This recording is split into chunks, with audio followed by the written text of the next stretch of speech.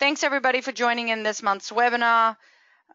We are going to focus on feeding young growing horses. It's a really important topic this time of year as the breeding season and the foaling season get into full swing. So I really want to talk about the nutritional requirements of these horses, both in utero and once they're born. Then we'll talk about a couple of the role of nutrition in these growing horses' lives and some ideal diets. Now, most of you have heard me speak on the growing horse nutrition before and realize that once the foal is born, you're really dealing with an end product at that point. You have not a lot of control. So you need to make sure that you're feeding the mare appropriately in utero, because indirectly she is feeding that foal, and that is when that foal has the most flexibility as well. It's in utero. So that really is the most important time to be feeding the foal, is while it's still being developed in utero. So what are we looking to do? Well, it doesn't matter whether we're barrel racers or dressage or warm bloods or pulling horses. You know, we are trying to create equine athletes. We want them to do work of some kind. And a skeleton is really important for that, whether, like I said, whether it is going to withstand the sideways force of barrel racing or the pounding and the up and down pressure of racing or pulling. So we really need to create a strong skeleton, and minerals are really important for that, and they're being deposited on the bone in utero and once they're born. So it's really important that we focus on that skeleton. So before, what minerals are being used during that gestation period? So if we break it down, and prior to implantation of that embryo into the uterine lining, we have a fertilized egg. And what minerals and vitamins are critical at that point? Because really the most important time to feed the foal is before the mare ever enters the breeding shed. You've got to get her body in the right state to maintain a pregnancy. And we don't want to be changing a whole lot of things as soon as you get her pregnant, think, oh, I got to change all her diet. So before implantation, what's important? Well, calcium and iron, copper, zinc, cobalt, iodine, manganese, selenium. Selenium is going to come up over and over again. We know that it's really critical for reproductive health and fetal development. Vitamins like vitamin A and vitamin E, these are both fat-soluble vitamins that we've established are very low in our equine diets because they're not eating fresh green grass continually. B vitamins that they're getting out of forage. Choline is another B vitamin, folic acid, pantothenic acid, riboflavin, and inositol. These are all B vitamins, but if your horse is getting a good forage diet, then they're creating those B vitamins. After that embryo implants, then calcium, copper, zinc, selenium, iodine, cobalt, iron, and cadmium also are really critical. But the things that are popping up over and over: calcium, copper, zinc, selenium. These are the foundation to our young growing horse vitamin and mineral supplements. So in utero, what's happening? Well, in early gestation, so less than 6 months, early embryonic loss is a big issue that we deal with in breeding horses. And in that first 40 days, keeping everything the same is critical, not adding stress, whether it be transport stress or feed change stress. You don't want to add any stress to these horses in that first 40 days, because that is that window that early embryonic loss can occur. So we don't want to change the environment or the feed, hence why you want to have her adapted to the diet she's going to be on once she is pregnant before you even get her pregnant. Well, what is occurring with that little embryo at that point? Between day 18 and 20, the heart is already developed. People know that when you do an ultrasound and you can see the heart that early on. Zinc, copper, again, zinc and copper. You're going to see those over and over again. Vitamin A and vitamin D. Vitamin A, just like vitamin E, is supposed to come from fresh green grass, but our horses aren't getting it. So in something like the Breeder's Choice Plus, the vitamin and mineral supplement for those mares that are difficult to get pregnant, or stallions, vitamin A and selenium are increased in those. Mid-gestation, 7 to 8th month, energy and protein requirements are really increasing. We're getting about a 90 gram per day fetal growth. And we're having those critical organs, the liver, the heart, the kidney, brain, lung, bone, all being laid down. And you can see there in that table, the minerals, copper, zinc, copper, zinc, copper, zinc, over and over again for each one of those organs and bone, calcium, magnesium, really important. So in mid-gestation, again, it is still critical to maintain these mares on adequate vitamins and minerals for themselves and that growing fetus. 9th, 10th, and 11th month, that late gestation, we're gaining 80% of that fetus's body weight. We're laying down a lot of tissue and fat. But another really critical thing that's going on is we're fortifying those fetal liver stores. Mare's milk is not high in vitamins and minerals. So where are they going to get it from? Well, that mare during the last trimester of pregnancy is going to fortify the fetal liver with minerals and vitamins. And they're going to draw on those during those first 3 months of postnatal life. Once they're born, they're going to draw on those stores for the first 3 months of life. Why 3 months? 3 months, by the end of 3 months, they should be consuming their own diet. They should be consuming enough of those minerals externally to support themselves. And we're getting a lot of muscle and fat mass developed. And you can see here, when it comes to the sheer weight, percentage of birth weight. So percentage of birth weight in the first 5 months, we're only at 30% of that birth weight. By the end of middle of trimester, we're at like 60 to 65% of that percentage of birth weight. And then we're accruing the rest in the final parts of pregnancy.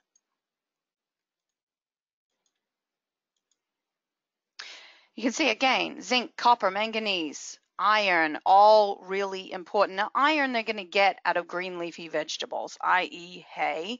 They're going to get enough iron. Zinc, copper, and manganese, we're often deficient in our pastures and our hays, so making sure that those mares are getting adequate amounts. Now, what else stands out about zinc, copper, and manganese? These are the critical ingredients in the CMZ paste, which stands for zinc, copper, and manganese. So we know that these are critical for fetal development, for bone, tissue, muscle health and development. And so they're really, really important. So looking at some research, low calcium intake of pregnant mares is found to reduce that intrauterine weight gain of foals. And that could be because they're not laying down bone mineral. Okay, so if we've got spongy bone, then it's not weighing a lot. And so these foals are having a decreased body weight. Low vitamin A status during pregnancy. This is you're not giving the mare enough for herself and to support that fetus. It affects fetal growth and the health status of the newborn. We see reduced organ weight. Now, if you're breeding horses that need to go fast, you need to have big lungs and a big heart. And we know that mares that aren't getting enough vitamin E during pregnancy, those foals have delayed lung maturation, reduced lung weight and heart weight, lowered elastic fibers, so tendon strength, that kind of thing, all decreased. Mares at pasture, vitamin A deficiency is rare, but it's very common in stabled horses that are eating hay, because just like vitamin E, vitamin A is gone very quickly after that hay is created. I mentioned about those liver stores, copper, zinc. These minerals are stored in the fetal liver. Mare's milk is very low in copper. Copper deficiency can produce bone problems in young growing horses. So you can see here that what we're doing is this is the fetal liver stores, and you can see right here towards that last part of pregnancy, we're really laying down all of those minerals in that fetal liver, and then between birth and 5 months of age, they're utilizing those liver stores. the placenta cannot prevent the detrimental, so overload of iodine by the fetus. So there are some nutrients that the placenta just will not allow to cross that barrier. So it's difficult to make them toxic, but iodine is not one of those. And so you have to be very careful utilizing any supplements that contain seaweed, because the iodine content can be all over the shop. And you can see here some of the symptoms of iodine excess: growth retardation of the skeleton, leg conformation, really long hair, osteoporosis, early small excesses, weakness and depressed muscle development. So we really do need to be cautious of excess iodine in the diet. Bone development, major growth periods for bone and muscle. And so look at this. Prior to birth, we have a lot of this muscle and bone development in that last trimester. You can see it's significant in that last trimester. And then once the animal is born, we're getting a lot of tissue development. So protein is really, really important. Think about the things that are primary ingredients in milk: protein and energy. And those two ingredients are utilized for muscle development. So people that decrease the protein and energy in their young growing horse diets are really stunting these foals, because developmentally we know they need protein and energy to lay down tissue and muscle. And so you really need to make sure that you've got ample amounts of protein in good quality and calories for those young babies. And when I talk about protein and quality of protein, I mean those essential amino acids like lysine. And I use this barrel example. You can see here this dark blue slat that represents lysine is shorter than all the rest. And that's the amount of lysine in the diet, okay, in this diet. And you can see if that short slat, that's the amount of water or whiskey or whatever you want to put in that barrel. You cannot fill that barrel any more than the height of the shortest slat. Okay? So if you increase the amount of lysine in the diet, then you can increase the amount of water that you can put in that barrel. And that is the way it is with these amino acids.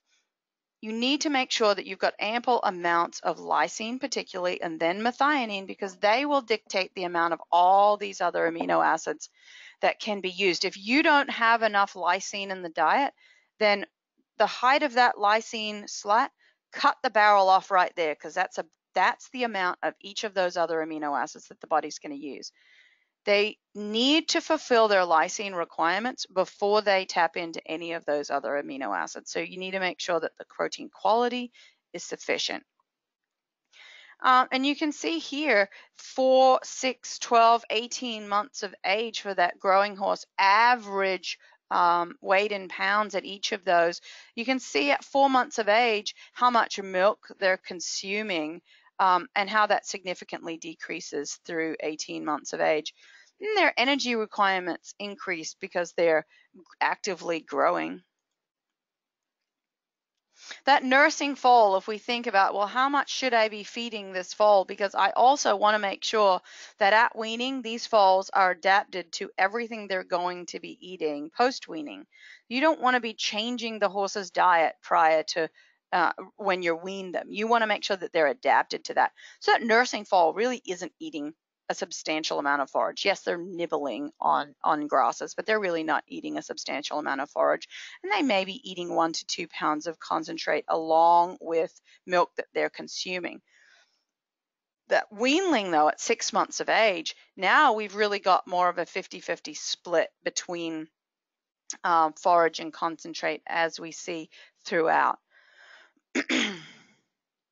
So when do you begin feeding these foals? Well, if you're concerned about leg and joint issues, as early as 30 days of age, I want you to provide those minerals, because at 30 days of age, we really need to be making sure if that fetal liver is not fortified, we need to make sure that they're actually consuming it in the diet. We make the assumption that if the mare was fed adequately, that they're not going to need supplemental feeding until about 3 months of age. So with a normal horse, we're going to start feeding them around 3 months of age. Milk production goes off. You know that they've got enough fetal liver stores to carry them through. But if the mare's nutrition is at all questionable, then at 30 days of age, you want to start feeding those foals. Creep feeding. Well, we have all our horses in the same field. I can't really feed the foals by itself without the mares getting fed. So you can use creep feeders, and you can set up any kind of system here that allows the foal to get through, but not the mare. And a typical creep feed ration is going to look like this. Now, we're not concerned about the fiber content, fat content. We really want them to get quality protein, calcium, and phosphorus, and energy that they require to lay down that muscle and tissue. When it comes to mineral health, you can see here bones, calcium, phosphorus, magnesium, manganese, copper, fertility, copper again, nervous system, copper again, fetal development, copper and zinc again, disease resistance, copper, zinc, and selenium again, hair coat, copper, zinc, and selenium, skin health, copper and zinc, milk production, zinc again, muscle development, zinc and selenium. You see, these are the most commonly required minerals, copper, zinc, and selenium, and they're also the minerals that are 100% deficient in our pastures and hay, so they must be supplied in the horse's diet. So if we think about these growth disorders that we're concerned about, now we've got the foal, it's born. These developmental orthopedic disease encompass a whole slew of different disorders: osteochondrosis, fasciitis, angular limb deformities, flexural deformities, even vertebral malformations. So these growth issues are the number one reason for failure in racehorses. This was a study done in France, looking at 35% of all the foals were affected, and it's a real cost burden on the racing industry. Is these youngsters that have these issues that sometimes are not picked up in the young animal, and then we put all this money and training into these horses, and they can't withstand that pressure of training. So when might you likely see the signs of these different developmental issues? Well, osteochondrosis is going to raise its head anywhere from 3 to 20 months, and you're going to see that in the front and hind limbs. Fasciitis, that's earlier, 2 to 8 months, and you're going to see that's just swelling in the joint. These angular limb deformities, you're going to see that really early on, 1 to 6 months. Flexural deformities, 1 to 4 months. And again, some of that can be their placement in the uterus, uterine size. These wobblers, the cervical spine, anywhere from 6 months to 2 years of age, and abnormalities in that spine also from 6 to 9 months. So at birth, a horse has about 17% of their mature bone mineral content. At 60 days of age, the horse should grow to at least 75% of their mature wither height. Now they're going to continue to grow, and depending on the nutrition that horse is getting as to the length of time, or the genetics as to the length of time that it's going to take for them to grow. But know that you have a very small window really to make sure that these animals are getting everything they need to give them the best start that they possibly can have. Most of that lower limb growth is complete before the yearling phase. Now you're going to get more of that scapular growth later on in development. That is one of the slowest bones to develop. That bone also doesn't withstand a lot of that sideways torque or downward force, and so can easily develop hairline cracks if we're racing or riding, exercising heavily these animals young, and that's not been fully supported with the nutrition. By 18 months of age, the average light animal, thoroughbred, Morgan, these earlier maturing horses have reached about 90% of their mature height. When you think about that how the bone grows, the fetus, we start out with the bluest cartilage. We start out with these limbs being very cartilaginous, and then you have these osteoblasts that start in the middle of the bone. These are bone depositing cells. That's right there in the middle. And as that bone develops, those osteoblasts, those bone depositing cells will slowly spread out the length of the bone. And when the bone is fully mature, they will fill the whole length of the bone, and there'll just be hyaline cartilage on the ends to protect from wear and tear on that joint. But we start out with just all cartilage, and so we need to make sure, number one thing we need to make sure is that turnover, that turnover from cartilage to bone goes along without a hitch. And that hitch is when we see osteochondrosis, dissecans, etc., where little bits of cartilage might break off, or there's a pocket in that bone cell development that doesn't get filled, and then we have cartilage break off. So we really need to make sure that that process goes smoothly. So we have this late fetus to it being born, so in utero, last parts of pregnancy to being born, and then later on in that falls development. You can see, so we've spread those osteoblasts. They continue to spread throughout the bone, and then we get little sections in the ends of the bone here. And when that fully fills the ends of the bone, then we're left with this little growth plate. You can see in that neonate foal, now we start to see that cartilage that was once the whole limb is now just the growth plate towards the end of the long linear part of the bone. And then on the very ends of the bone, we develop that hyaline cartilage, which protects the ends of the bone.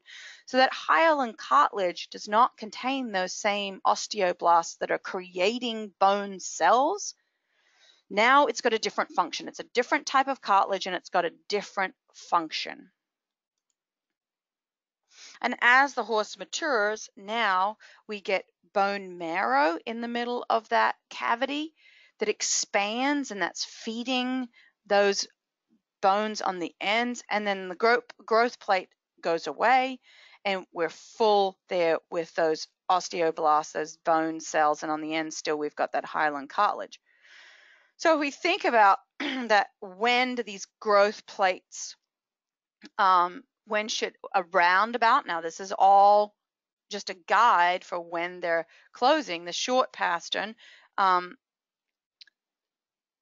between 9 to 12 months, long pastern between 13 to 15 months, cannon bone up to 18 months, small bones of the knee, in the knee there's lots of little bones, between 18 months and 2 years. And then here, the radius and ulna, the humerus, the scapular, as you go, these higher bones in the leg from the kind of knee upwards, then it's anywhere from 3.5 years for these to fully become that growth plate to go away. So it's easy to see why when we're doing exercise with these younger animals, those upper bones in the leg actually aren't fully developed and can be damaged quite easily. Most fractures and injury occur in the forelimbs. In these think about these animals that are carrying this sideways torque, and up here. So we were talking about the small bones in the knee, and then we went up from there into the radius and ulnar, up into the humerus and into the scapula, from the knee up into the shoulder blade of the horse's scapula. That's what's not developing until that animal is, 3.5. Right here, I've got highlighted in yellow. And you know that there are certain disciplines where we're doing a lot of sideways torque or circular motion, can really put a lot of stress on that. We know that nutrition, genetics, injury, stress, whether it be mechanical, and disease can play a huge role on these disorders. So why is feeding so important? Well, nutrition mistakes are amplified in utero, and they really can reduce the actual performance potential in these animals. We want to focus on copper, zinc, calcium, and phosphorus. Manganese, also really important. Now, some people think about, well, we don't want to give these horses extra energy because we'll cause them to grow too quickly. And really, when it comes to energy and protein go together. So when we're feeding horses, you have to evaluate what is the purpose of my breeding program and my foal program. Am I selling these foals at weanling sales or yearling sales? That means I am going to expect that young frame to develop quicker, to carry more body weight than a horse that, let's say, I am going to look at the longevity of that animal. I'm going to keep it long term. I'm going to start that horse and do the beginning work exercise with it. I'm not going to sell it till it's under saddle or in a harness.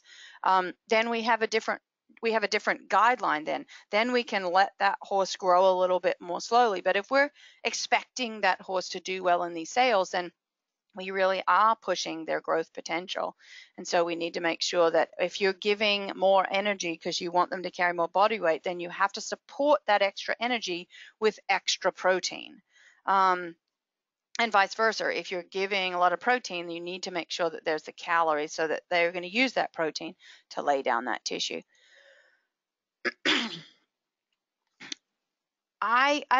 There over the years has been research that has looked at glucose and insulin dynamics of these mares, and really that goes back to what are you feeding those mares? Are you feeding them high carbohydrate diets? Because we know that carbohydrates can play a role, these sugars and starches, on the glucose and insulin in the mare.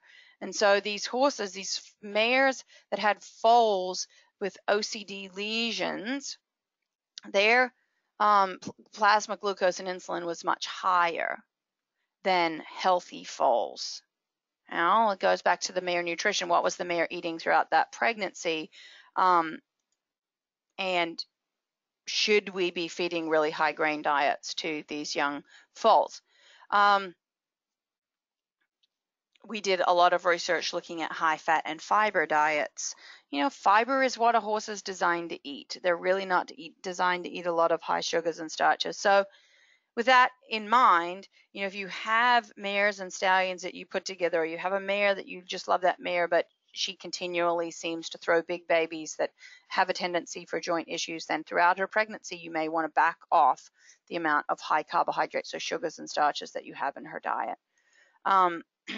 Excess protein is absolutely not a cause of developmental orthopedic disease. That has been proven over and over again, that actually low quality protein and low protein impairs growth and could lead to this developmental orthopedic disease. I showed you what the bone is going through. It's turning from cartilage.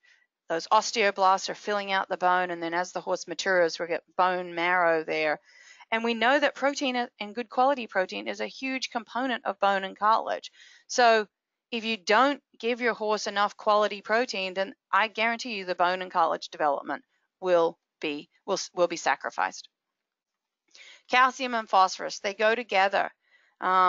Excess calcium is generally not a problem. We don't want any more than, say, 5 to 1. In growing horses, we would prefer about 3 to 1. The ideal ratio of calcium to phosphorus in the diet is 2 to 1. Now, if you're adding alfalfa to the diet, then obviously there is more calcium, but it's very bioavailable sources of calcium. So as long as you're looking at the diet and making sure that you're feeding an additional vitamin mineral supplement that has sources of phosphorus, you're going to be fine. If you're not sure about the balance of your diet, then absolutely contact myself, contact one of the reps, and we can look at the overall diet. Don't just look at individual ingredients. Horses don't just eat a supplement. They don't just eat oats. They don't just eat hay. They eat a complete diet. And so we need to be cautious about just looking at one ingredient when we're trying to evaluate avoiding disorders. We need to evaluate the whole diet. Deficiency in calcium and phosphorus absolutely can predispose these animals to joint issues. Deficiencies in copper, absolutely as well. Research has shown that copper is a really important part of cartilage development. And so we need to make sure that they have ample amounts in the diet. This was some research done several years ago about copper supplementation in pasture-fed thoroughbreds in New Zealand. mares that were supplemented with copper, but their foals were not. Both mares and foals supplemented with copper. Mares not supplement with copper, but their foals receive copper supplementation when they were born, or nothing at all. And you can see when the mare received copper and the foal received copper, then we had the most reduced amounts of cartilage lesions, articular lesions. We know from the research over and over, going back as far as 1949, copper is a big role in the healthy development of young horses. Zinc and copper go together, and we absolutely know that a deficiency in zinc can also play a role in abnormal bone and cartilage development. If you have too much zinc in the diet, it can interfere with the uptake of copper and calcium, but the majority of times we do not have excesses in zinc. When we look at this research on standardbred foals, mares that were not eating a fortified diet, 50% of their foals, and when I say fortified diet, these mares were eating a hay-only diet and they were not getting any additional vitamins and minerals to balance out their additional needs. 61 foals out of 122. So 50% of the foals coming from mares that were not eating a fortified diet had some kind of growth lesion. 28% of them had lesions in more than one joint. This mineral nutrition story is very complicated. It's really a spider web. We know that there's interaction between all of these minerals. So, we have people that, well, I know I'm going to go and feed individual minerals to my horse, and they don't really take into account the interplay between minerals and the source of minerals. So, that's why we utilize science and research to develop these supplements. Chelated minerals as well. You saw in this previous slide that the amount of interaction between these minerals, and what can happen is, if we follow zinc across to cadmium, for example, or it connects to magnesium as well, and phosphorus, that if there is too much of one of these others, it can interfere with the uptake of zinc. And we know that zinc is absolutely critical for this bone development. So we need to make sure that we're feeding sources of zinc that are very bioavailable so that we don't get this interference. So I always say horses are meant to eat plants, not rocks. They're typically meant to absorb their minerals out of their plant forms, the leaves and stems of plants, and when they're in their organic form. But we know that plants are deficient. Hays pastures are deficient, so we use chelated minerals. There are only 5 different organic substances that are recognized by the American Association of Feed Control Officers, that if we attach these to one of those rock-type minerals, those inorganic minerals, they can then be classed as an organic or chelated mineral.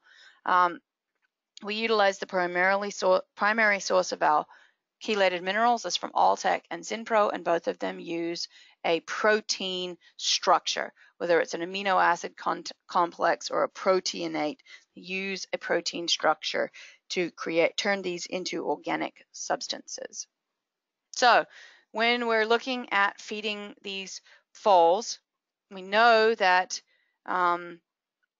nutrition can play a huge role, and that under 8 weeks of age, if DOD is first seen, then what may have occurred, what may have been the potential causes. So let's just say we've got a foal, it's under 8 weeks old, and we've seeing some kind of joint DOD, whether it be fasciitis or something going on. We want to backtrack that and work out what potentially occurred in this horse's life to cause this, so that we can avoid it next time. Well, older mares with placentitis may not be able to shunt as much nutrition to that baby. Mare's mineral intake may have been very low during pregnancy, i.e. she wasn't getting the diet she needed. Weak foals from mares that are not milking well, or not changing that mare's diet. If under 4 months of age, the mare's an excellent milker, and they have above average growth rates. That can be a potential cause as well, and we're not supporting the growth. So there's enough protein and calories in the diet, so they're growing exponentially, but we're not supporting them with additional minerals. If we've got fast growing foals, we need to give them even more minerals to support that bone development. And then when we've got these weanlings to yearlings, if it's coming up then the ration's not balanced, above average growth rates, as I mentioned, and they're not getting adequate vitamins and minerals in the diet, or excess body weight. If they're too fat, that's going to put a lot of extra stress on those joints. If we have foals that are having issues, I'll wean early. Wean about 3 to 4 months to wean early, so that then I am 100% in control of that foal's diet.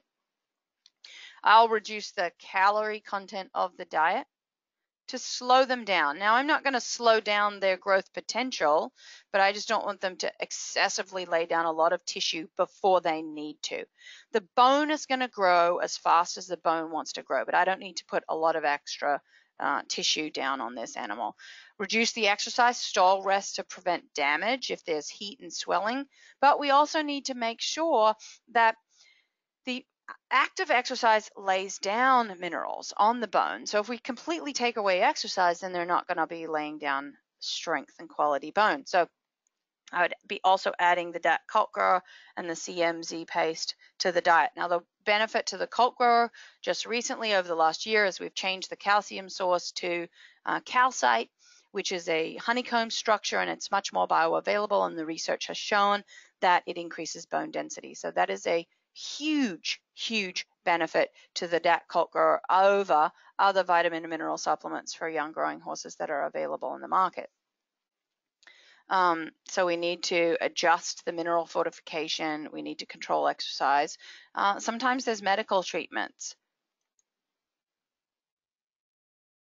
So if this is the case here, then again, we need to, I utilize a paste diet. And one of the things, people use the term grain synonymously when they're talking about anything that they give the horse over and above hay and pasture. And they'll say, well, I've got to starve it out of him. I've got to slow his growth rate down. I'm going to take away all of the nutrition pretty much because I want him to slow down.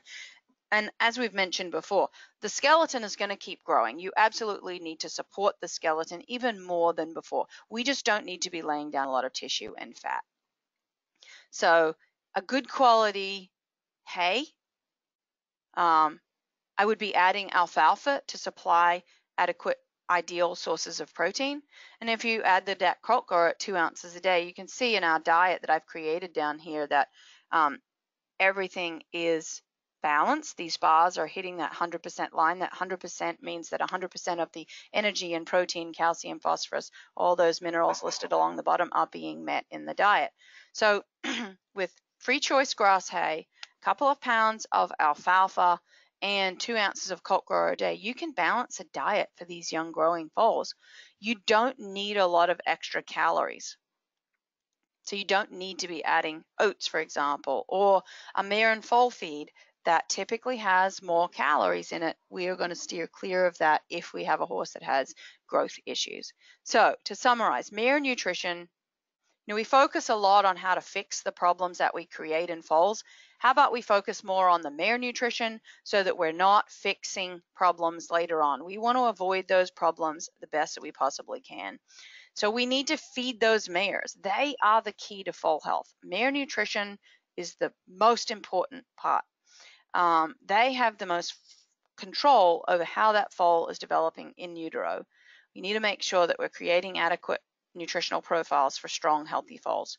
Once the foal is born, as I said, then if there's problems, we're really behind the 8 ball at that point. So with that, I'm sorry we started late. Any questions?